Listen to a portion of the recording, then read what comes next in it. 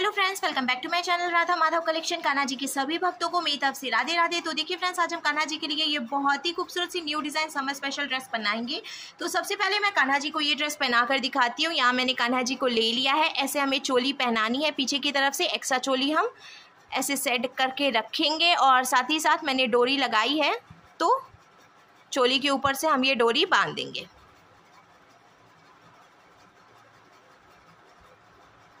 अब हमें ये धोती भी कान्हा जी को पहना लेनी है।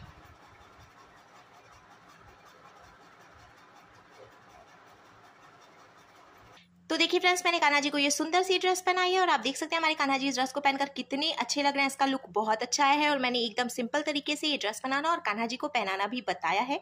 तो प्लीज़ वीडियो को लास्ट तक देखिएगा, जिससे कि आप भी आसानी से ये ड्रेस बनाकर कान्हा जी को पहना सकेंगे। अगर आप ड्रेस से रिलेटेड या फिर वीडियो से रिलेटेड कोई नॉलेज चाहते हैं या फिर कोई क्वेश्चन पूछना चाहते हैं तो मुझे मेरे इंस्टाग्राम पर पूछ सकते हैं। मेरा इंस्टाग्राम हैंडल है राधा माधव कलेक्शन 555। साथ ही साथ मुझे फॉलो भी करें। तो चलिए फ्रेंड्स, अब हम ये बहुत ही खूबसूरत सी कान्हा जी की new design summer special dress बनाना शुरू करते हैं। इसके पहले अगर आपने अब तक मेरे चैनल को सब्सक्राइब नहीं किया है तो प्लीज मेरे चैनल को सब्सक्राइब करिए, साथ ही साथ बेल आइकन भी प्रेस करिए, जिससे मेरे आने वाली वीडियोस की नोटिफिकेशन आपको सबसे पहले मिले। ड्रेस बनाने के लिए मैंने देखिए यहाँ पे कॉटन के फैब्रिक में से 2 पीस कट कर लिया है। मैंने कॉटन का कपड़ा यूज किया क्योंकि हम कान्हा जी की समर स्पेशल ड्रेस बना रहे हैं और गर्मी में कॉटन के कपड़े से बनी हुई ड्रेसेस कान्हा जी के लिए बहुत ज्यादा आरामदायक रहती हैं। पर अगर आप चाहें तो इसकी जगह पे कोई दूसरा फैब्रिक भी यूज कर सकते हैं। अब मैं आपको इसका मेजरमेंट बता देती हूँ। तो सबसे पहले कपड़े की लंबाई देखेंगे। इसकी यहाँ से यहाँ तक की जो टोटल लंबाई है वो मैंने 5 इंच यानी 5 इंच रखी है और इसकी जो चौड़ाई है वो भी मैंने 5 इंच यानी कि 5 इंच ही रखी है। हर तरफ से इसका मेजरमेंट एकदम बराबर है। हमें चौकोर पीस कट करना है और ऐसे ही मैंने टोटल 2 पीस कट किए हैं।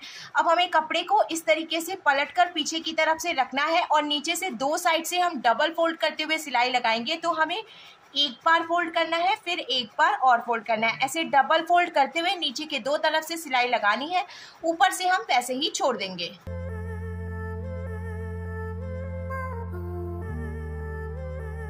नीचे से डबल फोल्ड करके सिलाई लगाने के बाद अब हमें प्लेट्स डालनी है। तो हम क्या करेंगे, देखिए ये कॉर्नर जो है यहाँ से मेजर करते हुए 1.5 इंच यानी 1.5 इंच पे मार्किंग करेंगे। सेम ऐसे ही इधर की तरफ से भी हमें 1.5 इंच पे मार्किंग करनी है। अब जो हमने मार्किंग की है ना, वहीं से कपड़े को फोल्ड करेंगे और ऐसे सेंटर में लेके आएंगे। फिर अभी यहाँ पे चौड़ाई ज़्यादा है तो हम फिर से कपड़े को फोल्ड करके और एक प्लेट और डालेंगे। टोटल 2 प्लेट मैंने डाली। अब इसको हम सिलाई लगाएंगे जिससे ये खुले नहीं और लॉक हो जाए।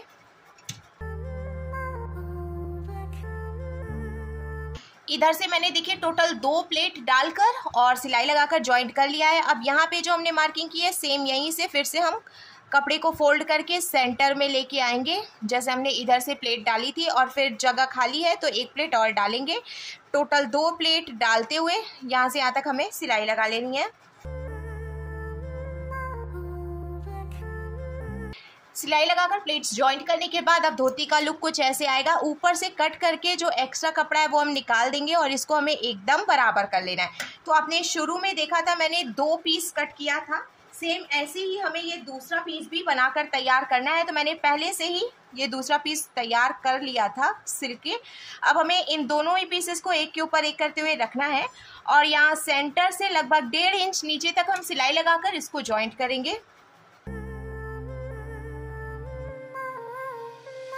सिलाई लगाकर मैंने दोनों ही पीसेस को आपस में जॉइंट कर लिया है। अब मैं आपको कमर का मेजरमेंट बता देती हूँ। तो कमर की जो टोटल चौड़ाई है वो मैंने 6 इंच यानी कि 6 इंच रखी है, क्योंकि ये जो ड्रेस है वो भी मैं 6 नंबर के कान्हा जी को पहनाऊंगी। तो ये ड्रेस आप 4, 5 और 6 नंबर के कान्हा जी को पहना सकते हैं। तो कान्हा जी के साइज के हिसाब से आपको कमर भी रखनी है। अगर आप 4 नंबर के कान्हा जी के लिए ड्रेस बना रहे हैं तो आपको 5 इंच की कमर रखनी है। 5 नंबर के कान्हा जी के लिए आपको 5.5 यानी कि 5.5 इंच की कमर रखनी है और 6 नंबर के कान्हा जी के लिए आपको 6 इंच की कमर रखनी है। अगर आप चाहें तो अपने कान्हा जी के कमर का मेजरमेंट ले सकते हैं। जो भी साइज आता है उसके हिसाब से आप कमर की चौड़ाई कम या ज्यादा भी कर सकते हैं, क्योंकि किसी किसी कान्हा जी की कमर थोड़ी चौड़ी होती है तो किसी किसी कान्हा जी की कमर थोड़ी सी पतली होती है।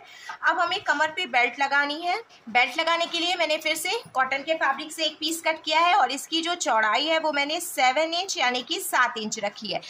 जितनी हम कमर की टोटल चौड़ाई रखेंगे उससे 1 इंच ज़्यादा चौड़ाई हमें बेल्ट की रखनी है। तो कमर की चौड़ाई हमने 6 इंच रखी थी, इसीलिए मैंने जो बेल्ट कट किया इसकी टोटल चौड़ाई मैंने 7 इंच रखी है। अब हमें दोनों तरफ से इसको एक एक बार फोल्ड करना है। तो जब हम फोल्ड करेंगे तो इसकी चौड़ाई भी कमर के बराबर हो जाएगी और कमर पर अब हमें एकदम बराबर करके इसको रखना है और सिलाई लगाकर जॉइंट कर लेना है।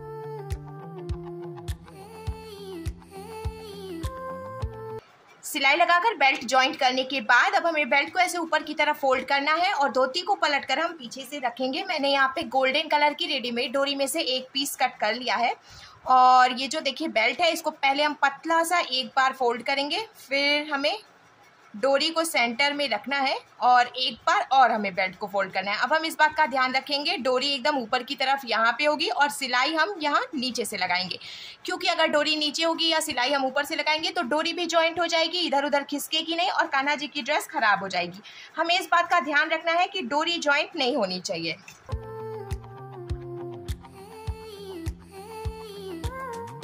तो देखिए फ्रेंड्स, मैंने नीचे की तरफ से सिलाई लगा ली और आप देख सकते हैं बेल्ट जॉइंट करने के बाद भी डोरी जॉइंट नहीं हुई है, इसको हम इजीली इधर उधर खिसका सकते हैं। अब धोती बनकर बिल्कुल तैयार है। हम कान्हा जी के लिए चोली बनाएंगे। तो चोली बनाने के लिए मैंने यहाँ पे कॉटन के फैब्रिक से फिर से एक पीस कट किया है और इसकी जो लंबाई है वो मैंने 6.5 इंच यानी कि 6.5 इंच रखी है और इसकी जो चौड़ाई है वो मैंने 2.5 इंच यानी कि 2.5 इंच रखी है। अब हमें इसको पलट कर पीछे की तरफ से रखना है। सबसे पहले हम ऊपर से एक बार फोल्ड करेंगे, फोल्ड करने के बाद अब किनारे से एक बार फोल्ड करना है, फिर एक बार इधर की तरफ से भी फोल्ड करना है। दोनों किनारे से हम पतला पतला सा फोल्ड कर लेंगे, बहुत ज़्यादा चौड़ा हमें फोल्ड नहीं करना है। अब हमें सेंटर से भी फोल्ड करना है और एक के ऊपर एक करके रखते हुए सिलाई लगाकर हम यहाँ किनारे से इसको जॉइंट करेंगे जिससे कि पट्टी तैयार हो जाएगी। सेम ऐसे ही हमें टोटल 2 पट्टी तैयार करनी है।